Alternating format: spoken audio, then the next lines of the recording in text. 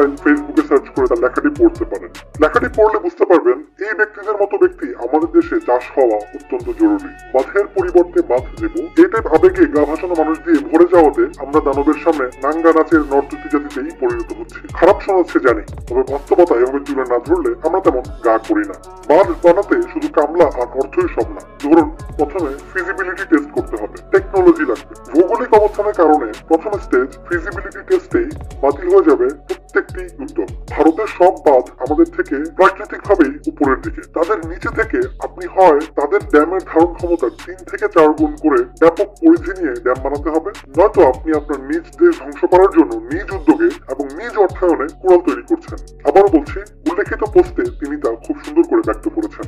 যদিও তর্কের খাতিরে ধরে নেই যে আপনি স্ট্র্যাটেজিক এক উঁচু স্থান পেয়েছেন বা আপনি সেই ব্যাপক পরিধি সম্পন্ন ড্যাম তৈরি করতে সক্ষম হবেন।